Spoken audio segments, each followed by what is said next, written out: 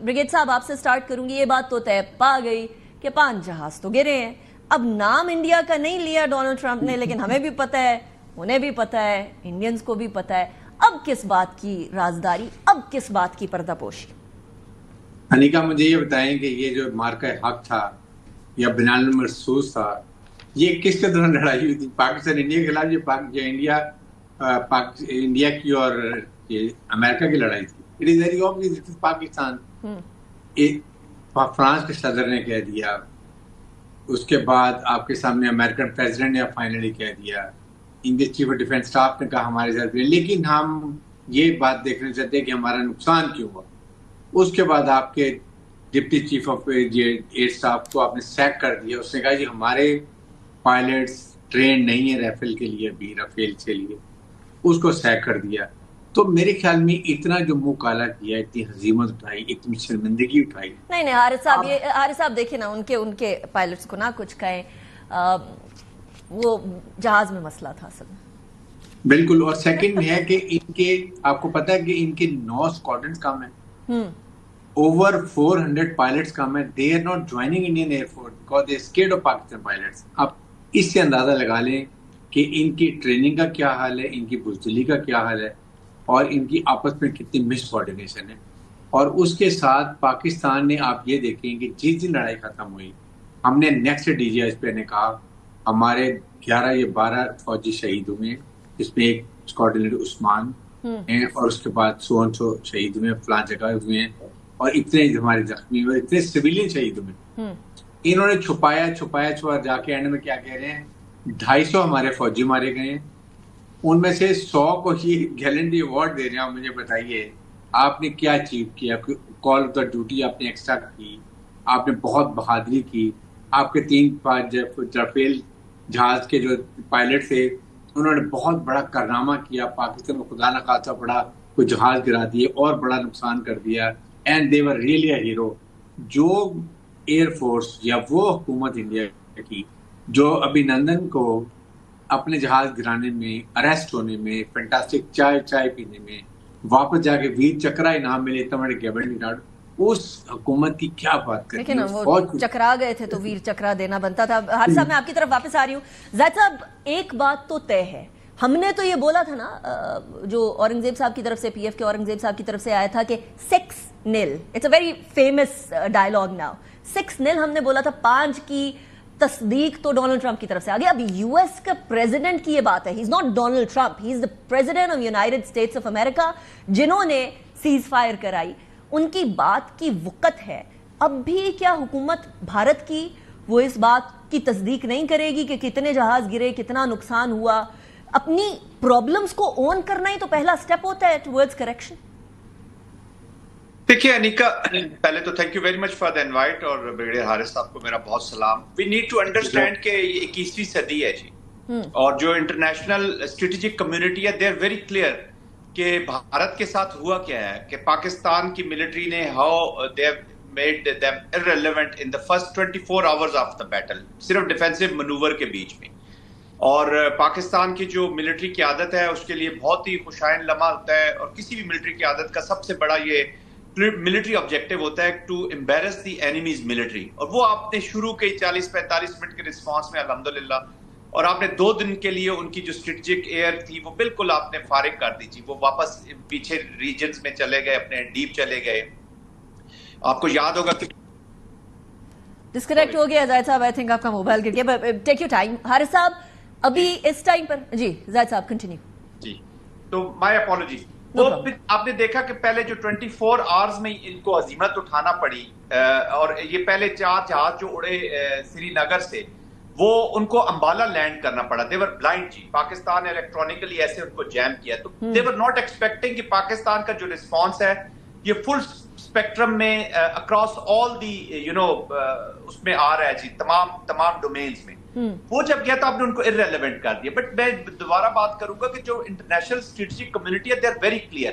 भारत के अंदर भी जो स्ट्रेटेजिक माइंड है, वो उनको बिल्कुल क्लियर पता है कि पाकिस्तान के साथ क्यों. अब प्रॉब्लम ये है कि ये जो रिस्पॉन्स आ रहे हैं, या जो नेशनल कैरेक्टर सामने आ रहा है, ये भारत का पूरी नेशन का कैरेक्टर नहीं है, ये आरएसएस की जो एप्लीकेशन हुई है. یہ جو ہندوتوا کا مائنڈ سیٹ ہے، کیونکہ یہ جو آرمی تھی، ان کی ایئر فورس آرمی، اب یہ ملیٹنٹ ونگ کے طور پر ان کو استعمال کر رہے تھے.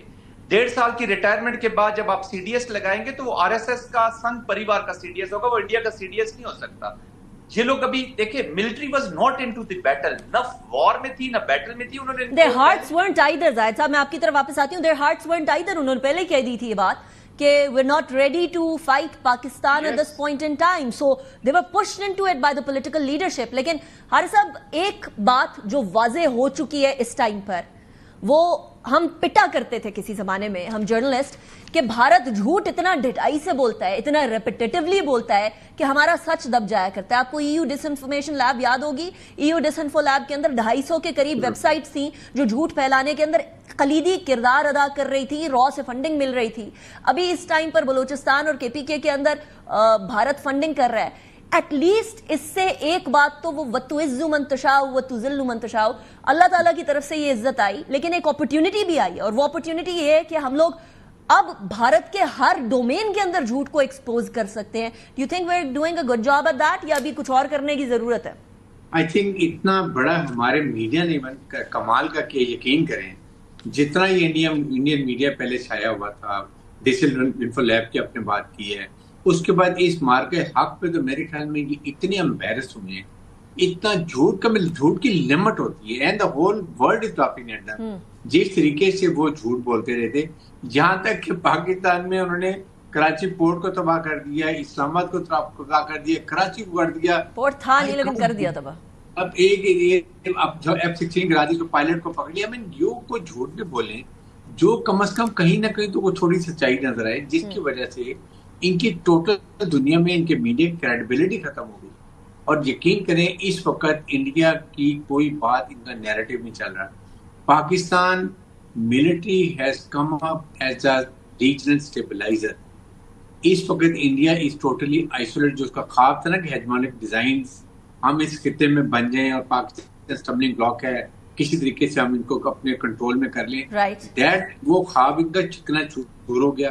جس طریقے سے ہمارے سپاہ سالار نے، فیلڈ مارشل عاصم منیر نے اپنی بیسٹ پروفیشنل اکوپمنٹ کے ساتھ کام کیا، اور جس سے 4 سے 6 گھنٹے میں گھٹنے کر دیے، کشمیر کو انٹرنیشنلائز کر دیا گیا. تبھی تو ٹرمپ بار بار کہتے ہیں ہائفنیشن بڑی امپورٹنٹ تھی، وہ ڈی ہائفنیشن کرنے کی کوشش ناکام ہو گئی ہے. عارف صاحب you right. Zahid sahab last comment before I wrap up this segment. P F نے ایک اور کارنامہ سر انجام دیا، اور میرے لیے بڑی انٹرسٹنگ بات یہ تھی کہ وہ جو C-130 کی دم ہے اس کے اوپر وہ پورا مارکہ حق کی سچویشن ڈسکرائب کی ہوئی تھی، the tattoo that it was supposed to have. ایک تو Concorde the Elegance لیا ہمارے C-130 ہرکیلیز نے، JF-17 Thunder کے بلاک 3 نے spirit of the meet trophy حاصل کی. we're shining everywhere. جی اللہ کا شکر ہے. once you have the military victory اور آپ فورس ٹو ریکن ود ہوتے ہیں تو آپ بڑے پراؤڈلی اپنی جو شو کیسنگ کرتے ہیں جی اپنی ملٹری کی.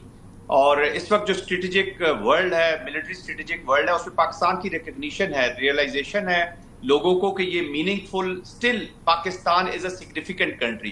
دو Pakistan has always been a significant country, but unfortunately جو انڈو پیسفک اسٹریٹجی میں جو ریکوائرمنٹ آتی رہی ہیں ایک شریٹ سے، ایک so called net security provider سے، وہ واچ ڈاگ تو ان کا اچھا ثابت نہیں ہوا، البتہ اسٹرے ڈاگ بہت اچھا ثابت ہوگا. تو وہ اس پہ پاکستان بڑا پراؤڈلی کیا. دیکھیں ہم ہیوریسٹک اپروچ نہیں ہے ہماری، ہیوریسٹ نہیں ہم بولنا چاہتے، but Pakistan has a performing military. یہ پرفارمنگ پاکستان ہے انیکا، یہ یاد رکھیے گا. اگر آپ کو وائٹ ہاؤس میں کوئی انوائٹ کر رہا ہے، یا آپ کے ڈیفنس منسٹر ٹرکیہ کبھی آ رہے ہیں، کبھی دنیا آپ کی طرف دیکھ رہی ہے، وہ جو کان آپ کو سننا نہیں چاہتے تھے، جو آنکھیں آپ کو دیکھنا نہیں چاہتی تھی، وہ اگر آپ کی طرف متوجہ ہوئے تو وہ نیشنل جو پرفارمنس آئی ہے، یہ نیشن کی پرفارمنس کی ریکگنیشن ہے. I have to wrap up this segment، لیکن آپ نے سنتے کان دیکھتی آنکھیں مجھے یاد دلا دی ہیں طارق عزیز صاحب کی. Thank you very much for joining me in the program. زاہد صاحب، حارث صاحب, thank you for joining me in the program.